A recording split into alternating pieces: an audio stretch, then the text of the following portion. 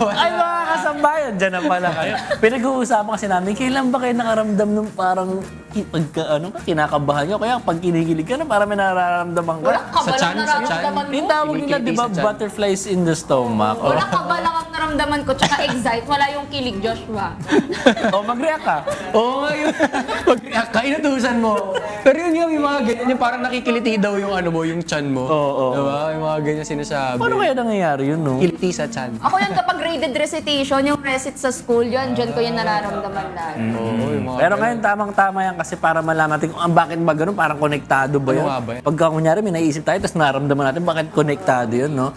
Kasama natin ngayon ang ating Dr. Si Doc Dema Viles. Doc, good morning po and welcome po sa Good Hi, Morning, good Kuya. morning. Please Doc greet our Paolo. viewers po, Doc Hi, Paolo. good morning everyone. I'm Dr. Paulo Dumapelis, isa akong board-certified adult gastroenterologist. Gastroenterologist para si Doc Paolo.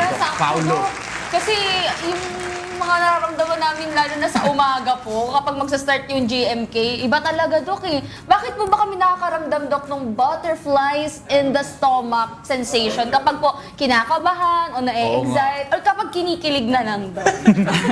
So, etong feeling na parang may butterflies or parang may feeling na parang minsan sinisikmura or discomfort or in worst case scenario parang sumasakit na ang tiyan natin, no? Minsan may kasama pa tong parang naduduwal o kaya bloated. Ito mga ganitong feeling, it's usually linked to dyspepsia, hyperacidity, and acid reflux. Actually, hindi lahat ng tao nakakaramdam ng ganito, no? Isa ito kasi sa mga tinatawag nating stress response or somatization ng ating katawan. So, bawat tao kasi, iba-iba ang stress response natin. May ibang tao kapag nasa stress, nag-headache, ibang tao nagkaka-rashes, ibang tao nagkakaroon ng diarrhea. Pero, hindi naman majority, pero maraming tao kasi ang nagkakaroon ng hyperacidity, acid reflux, sinisikmura kapag in the height of stress. Okay. Ba't nga ba ganun, Dok? Minsan naman may mga instances na kunyari, stress ka or minsan may problema ka sa ano mo, madami kang isipin. Minsan, parang ang bagal ng ano mo, metabolism or parang hindi ka natutunawan. Talaga bang naapektuhan yung ating panunaw kapag ganun, pag stress tayo? Okay, so ang bagay kasi dito is hindi nga siya totoo sa lahat ng tao. Okay. Pero maraming taong may ganitong Pwede, sakit. okay, No? okay. So, isa kasi sa mga na-experience nila itinatawag naming dyspepsia. No? Ito kasi medical term namin for hyperacidity. Dyspepsia talaga. Ang dyspepsia, ito kasi yung nag-encompass ng hyperacidity, acid reflux, pati yung bloating, empacho, parang hindi ka natutunawan. Kaya, okay. And kapag ang isa sa most common trigger talaga namin ay stress and anxiety. Okay. Marami ang triggers eh. Stress, anxiety, overeating, minsan drug-induced, may mga gamot, Oh. no? Tulad ng mga pain relievers, antibiotics, saka yung Helicobacter pylori na bacteria. So pero pinaka-common pa rin at nakikita namin sa maraming tao talaga ay stress at anxiety. And this is consistent. For example, pag in their normal daily life, wala silang nararamdaman. Pero kapag during in the height of stress, anxiety, interview, major exam, yan, nangyayari talaga siya. Kailangan bantayan pala natin. Oo, pero Dok, bakit naman po kumakain tayo ng mga kinikrave po natin Oo. nagkakaroon tayo ng feeling na parang sumasaya tayo. May epekto po ba yun yung pagkain sa mood po natin? Oo, no? Okay. So, ang pagkain kasi, of course, number one, it's a basic human need, no? And ginawa talaga tayo para maging mas masaya kapag kumakain tayo. So, yung taste buds ng most people, although this vary from culture to culture, na-perceive talaga natin as masarap or masayang kumain kapag fatty, oily, and sweet, di ba? Yan talaga yung na-perceive ng ating katawan. Pero yun nga, tulad sinabi ko, it varies from culture to culture and how you are growing up. May mga tao kasi, ang gusto nila ay gulay for some reason, masaya sila doon. Pero, Okay. yun, it's part of conditioning. Pero dahil ito yung na-perceive na taste ng katawan natin as masarap, no? It really releases some good hormones, no? Although, hindi siya automatically na nagpapababa ng stress, but it will make you feel good at a certain point in time. Okay. Pero Dok, ano naman po yung epekto naman po ng digestive health sa mental clarity po ng isang tao?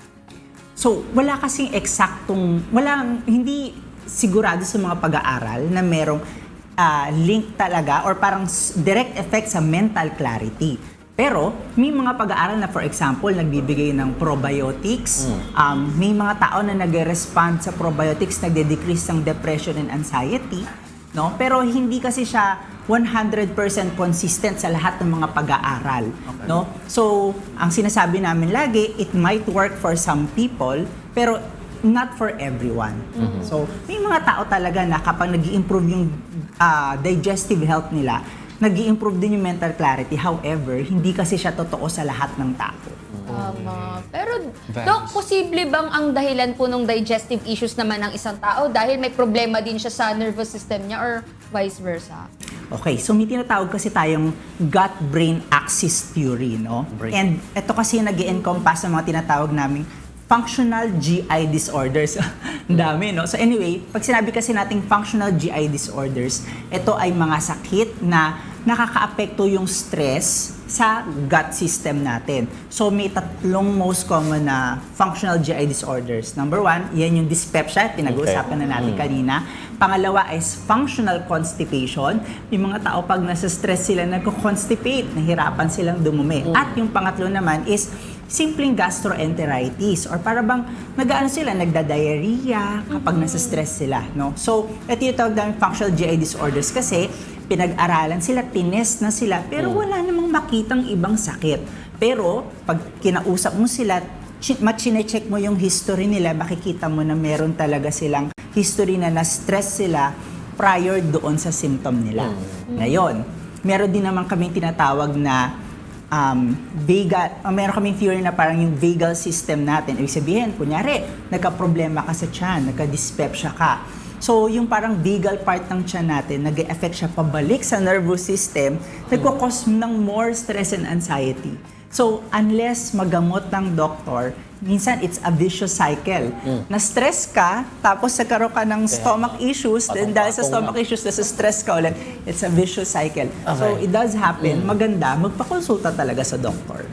Pero may mga klase na diet po ba na makakatulong kung sakaling ang isang tao ay usually nakakaramdam nga po siya ng gantong mga issues? Meron po bang certain diet na helpful para sa kanila? So, walang certain diet, walang specific diet talaga na syempre marami na ginawang pag-aaral dyan, no? Pero walang specific diet na nag-i-improve ng mental health at nagdi-decrease ng stress. Although, for example, kung ang habol lang naman natin ay diet na mag-i-improve ng gut health. So, of course, high-fiber diet, well-balanced diet, yan pa rin lagi ang ina-advise na. Okay. Doc, kung mga eating habits para ma-manage yung stress, meron po kasi yung parang nagsi-stress eating sila. No? Ano po ba yung mga gandang eating habits para ma-manage natin yung stress? Okay, so, syempre, ang sinasabi namin lagi is, wag tayo masyadong kumain ng marami at a point in a time, no? Small frequent feeding is always good. Ibig sabihin hindi mo binibigla yung katawan mo. Meron kang enough gap per meal, yun din ang maganda na advice natin. And of course, avoid natin yung mga fatty, oily food, alcohol. Oo, akala natin nakaka-relieve ng stress ang alcohol. Pero this is just a short-term na parang solution. Pero in the long run, hindi talaga nakaka-relieve ng stress ang alcohol. Pero Dok, talagang last na talaga to, Dok. Kasi lagi ko to nararamdaman kapag may mga importanteng mangyayari sa buhay ko. Ano po ba yung mga, interview or kaya may recitation, mayroon po ba kaming magagawa na mabilisan at that point in time na para kahit papaano gumaan yung pakiramdam namin sa gut? Okay, so una is kung alam mo namang may sakit ka ng ganito, dapat nakapagpakonsulta ka na sa doktor. Kasi, for example, yung mga patient namin na may mga functional GI disorders, kung nabibigyan at sila ng gamot at natitreat sila ng tama, kahit magkaroon ka ng stressful event, usually hindi umaatake. Kasi naggamot naman sila ng mabuti. Pero kung sakali man na, for example, yung mga taong nag-hyperacidity, acid reflux, sinisikmura, mga simpleng antacids and alginates can provide immediate relief. Pero at the end of the day, maganda magpakonsulta pa rin sa doktor kasi lang siya, temporary relief lang siya.